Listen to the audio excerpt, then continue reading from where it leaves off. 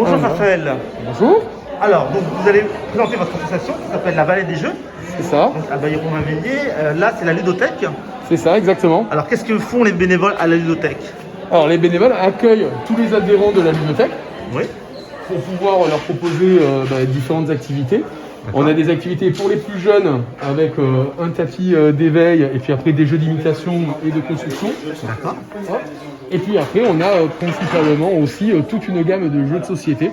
D'accord. Donc voilà, on a un grand mur de jeux de société pour les adultes et les ados et tout un espace aussi pour les enfants qui est là-bas avec des jeux qui démarrent dès 2 ans. D'accord. Il y a combien de jeux référencés ici? On a plus de 1000 jeux référencés. Plus de 1000 jeux. Oui, plus de 1000 jeux Et référencés. les gens viennent en étant adhérents, c'est ça? C'est ça. Donc la cotisation, elle est de combien? Alors de 25 ou 30 euros à l'année pour toute la famille. D'accord.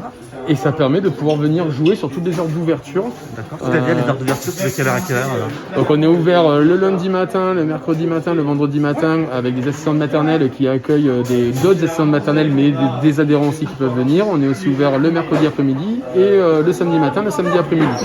D'accord. Donc ça permet, voilà, sur tous ces créneaux-là, on peut venir jouer, on peut venir profiter de l'intégralité des jeux de la ludothèque.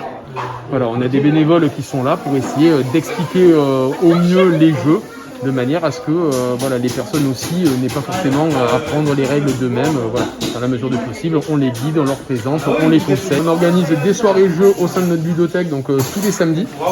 Donc pareil, c'est des bénévoles qui expliquent les jeux, donc les adultes ou les ados peuvent venir jouer. On a des jeux pour tout type de joueurs, donc même si on connaît pas forcément le jeu de société moderne, on peut venir y jouer. On a des jeux qui sont adaptés pour ces personnes-là, et puis on a des joueurs qui sont vraiment habitués, et là ils ont des jeux qui sont beaucoup plus longs, beaucoup plus complexes.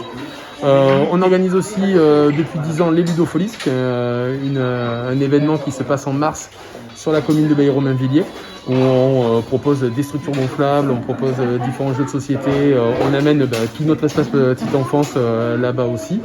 Et puis depuis 2019, on organise le Val des Jeux, qui est un festival de jeux de société au gymnase Éric Tabarly à Céris.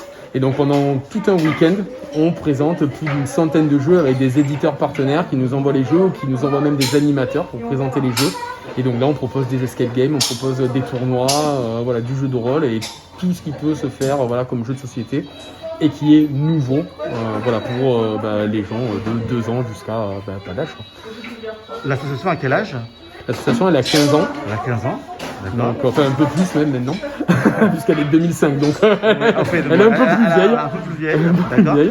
Et quel est le jeu, le jeu favori des adhérents, le jeu phare, le jeu qu'il faut jouer absolument quand on vient? Alors, le jeu phare qui part très très souvent à la ludothèque, c'est Unlock, qui est un jeu en fait d'escape game. Donc en fait, vous avez un jeu de cartes qui vous simule en fait une salle d'escape game. D'accord. Et donc c'est vraiment un jeu qui part énormément à la ludothèque, puisque c'est en plus un jeu qui finalement est non rejouable. D'accord. Donc pour les adhérents, c'est génial puisqu'ils viennent à la ludothèque, ils le jouent ou ils l'empruntent.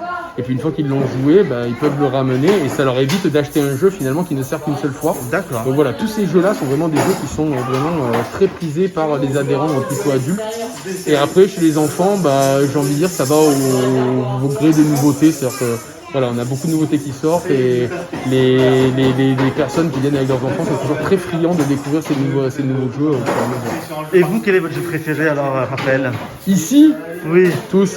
Ah non, mais au moins, dites-moi en un. En fait, je suis un fan de très bon public, c'est ça. Et je joue strictement à tout. Donc j'ai envie de dire, ça va dépendre vraiment de l'ambiance dans laquelle j'ai envie d'être. Il y a des jeux d'ambiance comme Top 10 par exemple, c'est un jeu où on se marre à raconter. Vous avez le jeu en bibliothèque? Donc ça par exemple c'est un jeu qui est génial pour faire des soirées avec les amis, on s'éclate vraiment à raconter toutes les plus grosses bêtises du monde qui existent et en essayant de comprendre en fait finalement qui dit la plus grosse bêtise finalement entre guillemets. Je résume très grossièrement, c'est pas comme ça que ça se joue mais voilà. Mais après moi il y a des gros jeux, Solomon Kane, c'est un gros jeu de figurines par exemple, j'adore y jouer, c'est très narratif. On se raconte une histoire, on vit une aventure à travers un livre qui nous guide à travers les différents scénarios. Donc voilà, donc moi je suis vraiment très bon public et ça dépend vraiment du temps que j'ai finalement et des personnes avec qui je joue.